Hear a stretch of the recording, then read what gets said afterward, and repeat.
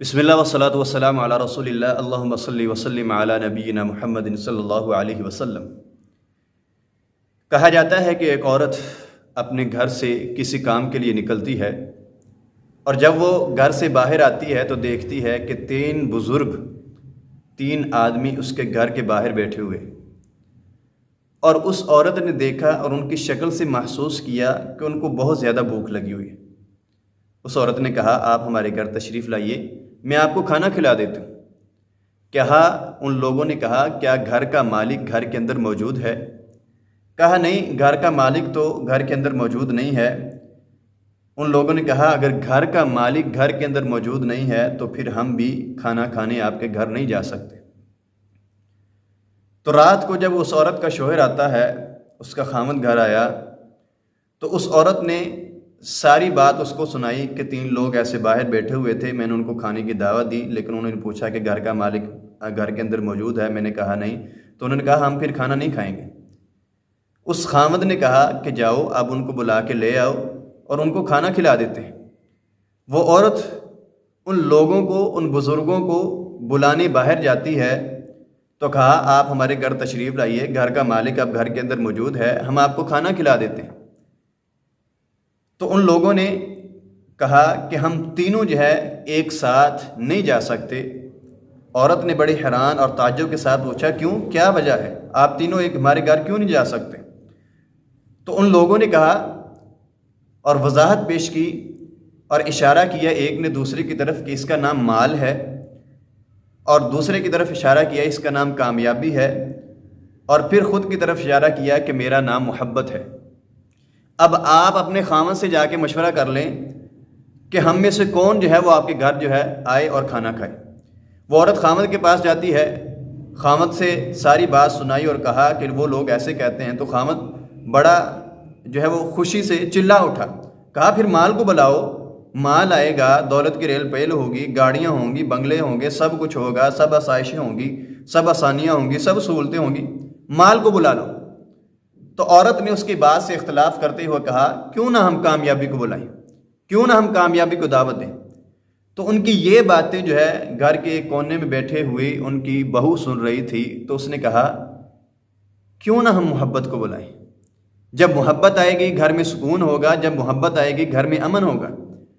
تو خاوند نے کہا چلو بہو کی بات مان لیتے ہیں، اور عورت سے کہا جاؤ محبت کو بلا لو، ہم اس کو کھانا کھلا دیتے ہیں۔ وہ عورت ان لوگوں کے پاس گئی اور کہا آپ میں سے جو محبت ہے وہ آ جائے اور ہمیں مہمان نوازی کا شرف بخشے۔ جب محبت چل کے ان کے گھر کی طرف آئی تو مال اور کامیابی بھی اس کے پیچھے چل پڑے۔ تو عورت بڑی حیران ہوئی اور کہا میں نے صرف محبت سے کہا ہے کہ وہ ہمارے گھر آئے، آپ کامیابی اور مال سے نہیں کہا۔ تو اس شخص نے کہا کہ جہاں پہ محبت جاتی ہے ہم دونوں ساتھ جاتے ہیں۔ اگر آپ نے مال میں سے، کامیابی میں سے کسی کو چنا ہوتا تو وہ اکیلا جاتا، اب چونکہ آپ نے محبت کو چنا ہے، محبت بھی جائے گی، کامیابی بھی جائے گی اور مال بھی جائے گا۔ یہ ایک سبق ہے ہمارے لیے کہ اپنے دلوں کے اندر محبت پیدا کیجیے، اپنے دلوں کے اندر الفت پیدا کیجیے، اپنے دلوں کے اندر لوگوں کے لیے محبت کے جذبات، احساسات پیدا کیجیے۔ جب آپ کے دلوں کے اندر لوگوں کے محبت والے جذبات پیدا ہوں گے، لوگوں کی محبت پیدا ہوگی، آپ کے پاس مال بھی آئے گا، آپ کے پاس کامیابی بھی آئے گی، آپ کے لوگوں کی محبتیں بھی سمیٹیں گے، لوگ آپ کے گرویدہ بھی ہوں گے۔ لیکن اگر اس کے برعکس اگر آپ محبتیں نہ پھلائیں، محبتیں نہ بانٹیں، نفرتیں پھلائیں، بغض پھلائیں، کینہ پھلائیں، حسد پھلائیں، تو پھر نہ محبت آپ کے پاس آئے گی، نہ کامیابی آپ کے پاس آئے گی، اور نہ ہی جو ہے وہ آپ لوگوں کے دل جیت سکیں گے۔ اور رحمت کائنات صلی اللہ علیہ وسلم نے فرمایا لوگوں، جو بندہ کسی سے اللہ کے لیے محبت کرتا ہے، اللہ کے لیے الفت رکھتا ہے، اللہ کے لیے کسی کے دل میں کسی کی محبت ہے، تو کل قیامت والے دن جب اللہ کے عرش کے علاوہ قیامت والے دن کوئی اور سایہ نہیں ہوگا، لوگ دھوپ کے اندر جل رہے ہوں گے، رحمت کائنات صلی اللہ علیہ وسلم نے فرمایا اس وقت کائنات کا رب اس بندے کو اپنے عرش کا سایہ عطا کریں گے جو اللہ کے لیے کسی سے محبت رکھتا ہے، جو اللہ کے لیے کسی سے محبت کرتا ہے، جو اللہ کے لیے کسی سے الفت رکھتا ہے۔ چلنے والا جا رہا ہے اور راستے میں بیٹھے ہوئے ایک آدمی نے پوچھا بھائی کدھر جا رہے ہو؟ کہا فلاں جگہ پہ میرا دوست رہتا ہے، میرا بیلی رہتا ہے، سجن رہتا ہے، میں اس سے ملنے کے لیے جا رہا ہوں۔